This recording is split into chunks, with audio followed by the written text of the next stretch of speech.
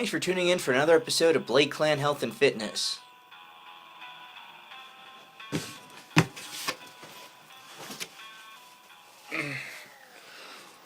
We do the research so you don't gotta. Woo woo! You know, Ness, you're not exactly as glowy as you were the other day. What happened? Yeah, I don't know, B. I remember putting those patches on, and the next thing I remember, I'm waking up in a field naked this morning with the taste of chocolate protein powder and bacon in my mouth. And you don't remember anything else? I think I saved the Earth from a giant meteor last night. Well, at least that's something. Yeah, over the East Coast. I stopped it from hitting the Earth. So what do we got for the folks at home tonight?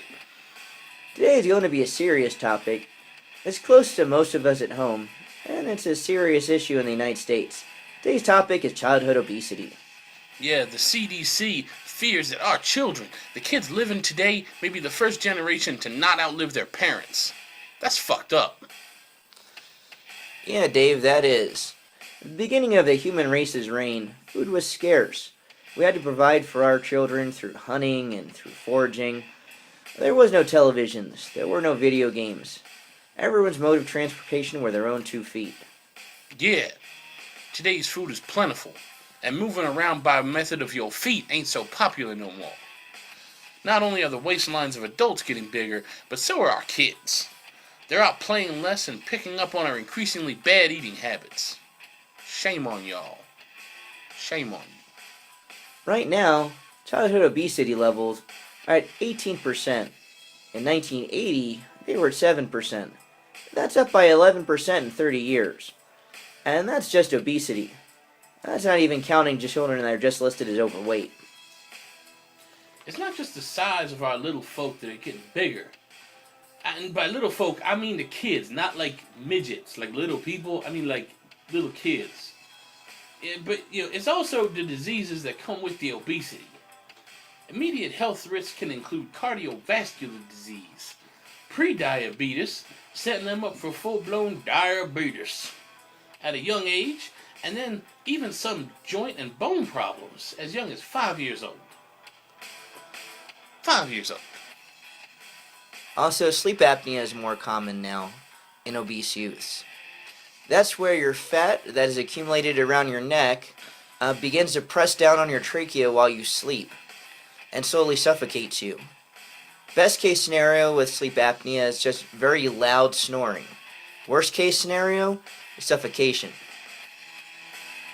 That's some pretty fucked up shit, B. That's not even the worst part of it, Dave. Long-term effects can and most likely will include such horrible things as strokes, type 2 diabetes, certain types of cancer, and osteoporosis. Plus, obese children will also, unfortunately, become obese adults. Damn, B, that's whack. Aren't there any help for our little tater tots? Thankfully, there are very easy ways to avoid this fate for your children. Actually, the hardest part is going to come to the parents of said children. Yeah, I bet they have to work 2 or 3 jobs to pay for those little kid-sized liposuction machines. No, Dave, just no. Reversing the path of obesity starts at home. The problem usually starts from their environment. You're born into certain habits that have got to be adjusted if you want to succeed in losing weight yourself, and your children's fat cells are no different. So cutting down on them snacks and jumping on the Fisher-Price treadmill, that'll do the trick, right? Actually, yeah. Actually, that's really close to what you have to do there. You have to remember that the idea of fitness, weight loss, or even general health are totally alien to children. They might not even be able to conceive of the concept of such a thing. Yeah, that means you gotta make the exercise fun and exciting. Good luck. Replace sugary fruit snacks with actual fruit. Grapes and apples and strawberries have much less calories. Yeah, maybe we can get some fruit gummies. like fruit gummies.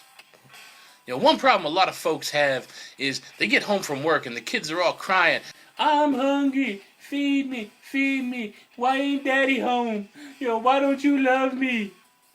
And then you tired and you just got yelled at by your boss for sexually harassing his new secretary again, and you don't feel like whipping shit up in the kitchen.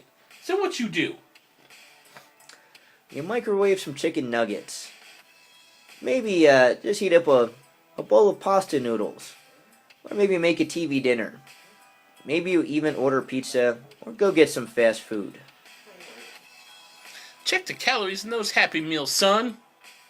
Easy meals are not healthy meals. I bet if you count how many calories you're going to be giving your kids, they're going to be eating twice as many a day as they really need. Well, let's see. An average 7-year-old needs to eat about 1,970 calories if you're a boy and about 1,740 calories if you're a girl. A cheeseburger Happy Meal is 700 calories. 530 of those calories are from fat. It may not seem like a lot of the daily calorie intake, but keep in mind the fat content. It's saturated fat, and it's hard to break that down and end up resulting in body fat storage. You should be getting your fats from peanut butter, olives, omega-3s, some of them tasty-ass nuts in your mouth and shit. I saw peanut butter with omega-3s in it at the supermarket. Watch that fat episode, we tell you about it. As far as fun exercises go, have your children join a sport. It teaches them self-confidence, and it burns tons of calories. If you don't have the money to have your children join a sport, then go out and play with them out in the yard. Maybe find out in the park. Yeah, you a family man, B. What do? You go to the park when it's warm. It's fun to get out using your family as workout partners.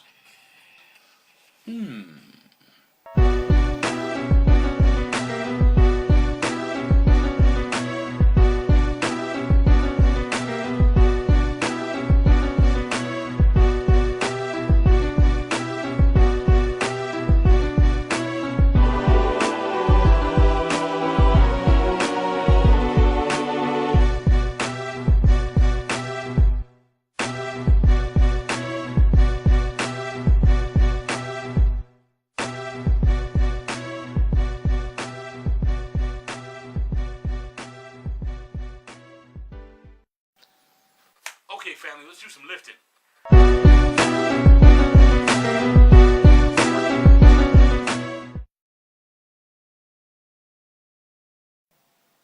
Yeah.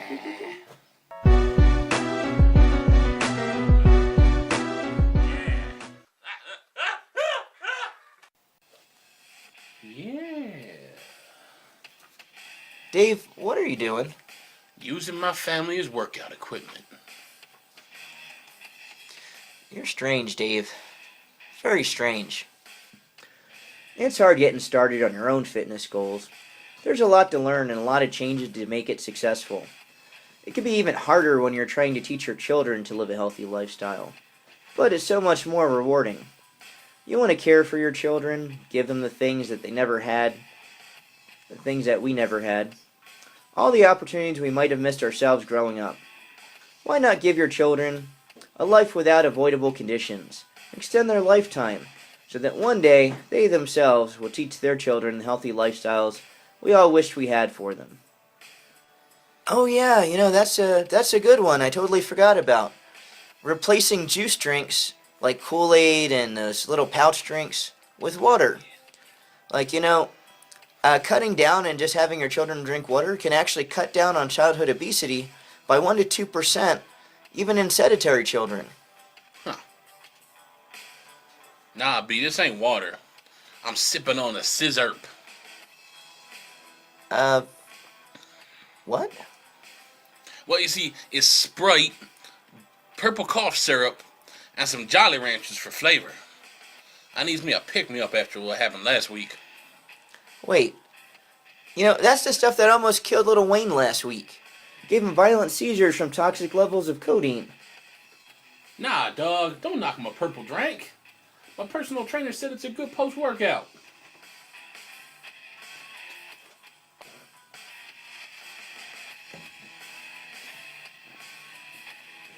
Thanks for watching another episode of Blake Clan Health and Fitness. B ruins your post-workouts, so you don't gotta. Whoop whoop! Give me some more Jolly Ranchers and fucking start over.